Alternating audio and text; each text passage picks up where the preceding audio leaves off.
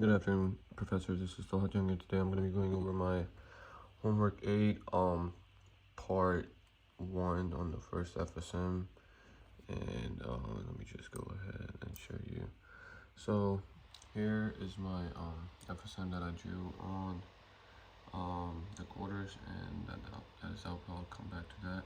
So over here, let me just go ahead and explain you over here first. So over here, let me just zoom in. Okay, so in this right here, as you can see, so there's like about 5 states. So it's 0, 10, 0, 5, 10, 15, and 20.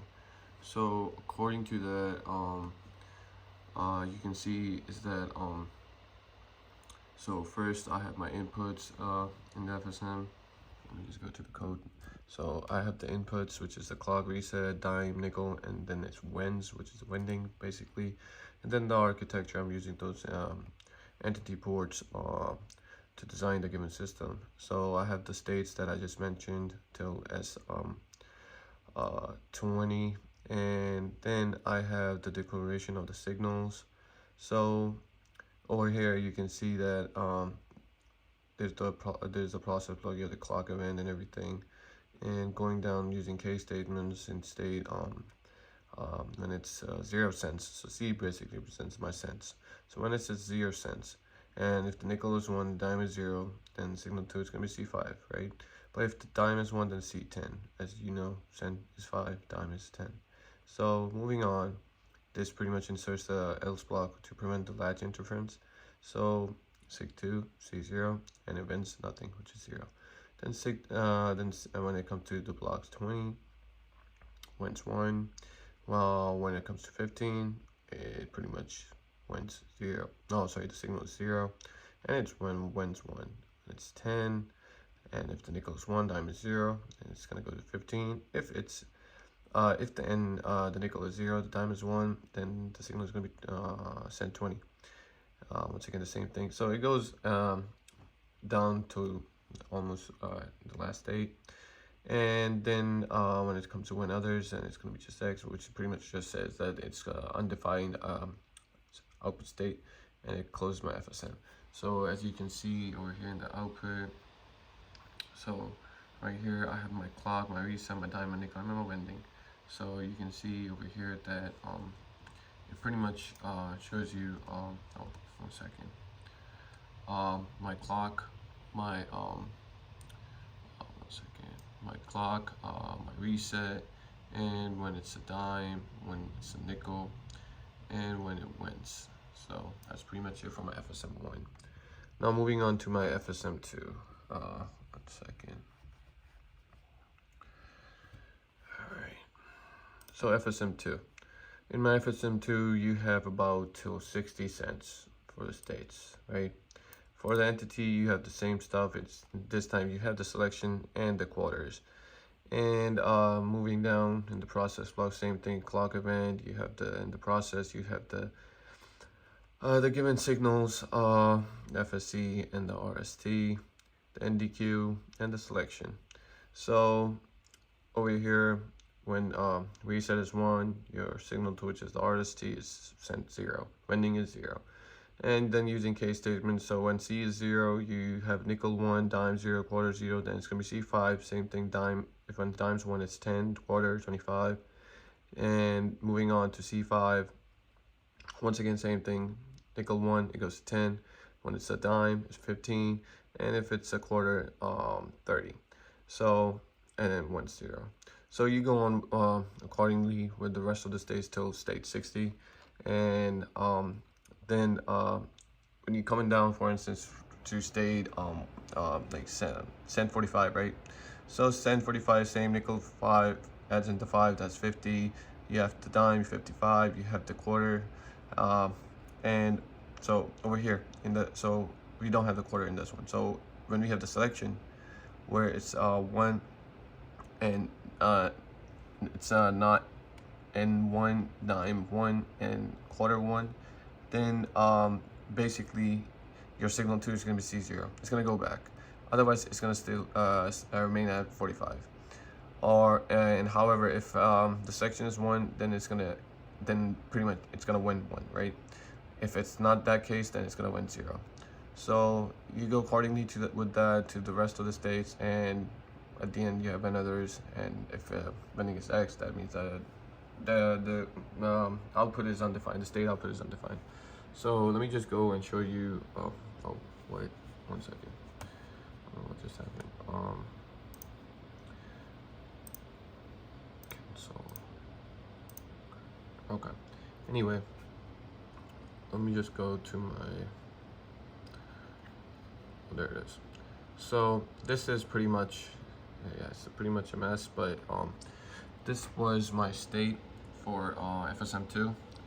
So as you can see, it's, as I mentioned, it goes to 60 cent. So there's a lot going on in here, but I pretty much summed it up on the code. And for your reference, you can also look at this.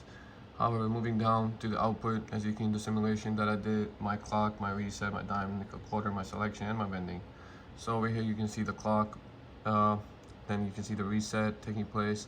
You have the nickel, the dime, and the quarters taking their places, and then when the selection is made, and you see it goes high, and if not, then it's low. And as well as for the vending right here, you can see that too. And let me just go ahead to my part 3. So in my part 3, so basically in this one, you are selecting your given gum and candy, pretty much, and you're telling them if it's not enough and enough. So basically, in the entity you have the clock reset, nickel dime, select gum, select candy, release gum, not enough. And in the architecture you have the given states, which are till 35 cents. So you have the current state and the next states as signals. Same again, process block, putting their declaring process block with the current state, the reset, the nickel dime, select candy, and the select gum. Moving on, so when the reset is 1, basically, which is saying that when the reset is high, the total will be set to 0, where there's going to be no winding, right? So when next state is sent 0, candy is going to be 0, gum is going to be 0, and it's going to say not enough, right? Because it's at state 0, which is C0, sent 0. So moving on using case statements. So at the moment, nickel 1, C is 5. Dime 1, C is 10. Next state, it's going to be 0 if both of them are 0, right? So moving on, candy, gum 0, 0, not enough, right? Let me just go down where candy and gum might be 1, right? So let's go with C15, right? So you have your next, you have your nickel 1, you have your dime. So when nickel is 1, C is going to be 20, right? When dime is 1, C is going to be 25. Else if it's going to be just 15. So if select gum equals 1, then next state is going to be 0, but it's pretty much going to release the gum, which is 1, and it's not going to say not enough, right? So it's basically gonna, when you release the gum, you're going to go back to state 0, which is send 0. Else the next state is going to be 15. It's not going to release the candy, right? So you cannot get the candy, you can still get the gum. And for the candy, it's going to say not enough. So according to that, looking at the states, it's going to give you the same thing, and that goes up to state 35, right? And then you enter your statements. So let me just go ahead and show you on my simulation, and I'll also show you my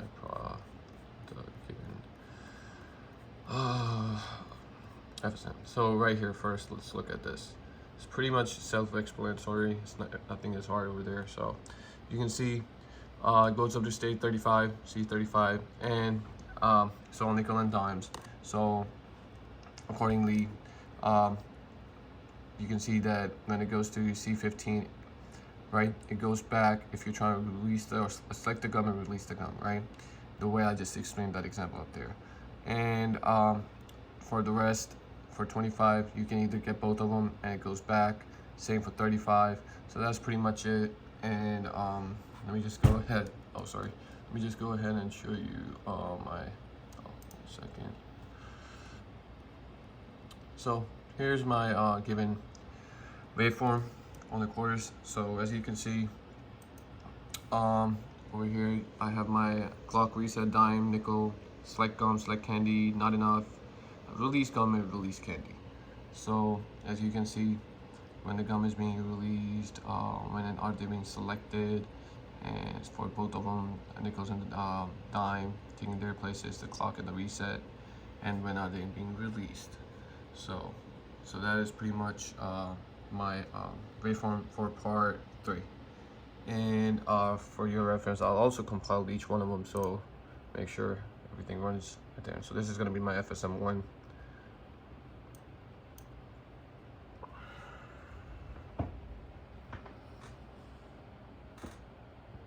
So pretty much as you can see, it compiles. Let me just set my top entity for FSM2. Let's stop that.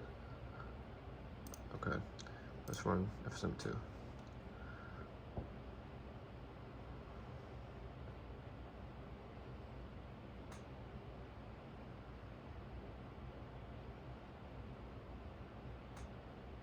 As you can see, that works as well. And let me just stop that as well. Alright. Yeah, so basically it works. And let me just go and show you my FSM3. Let me just change it to top entity. And it should work as well.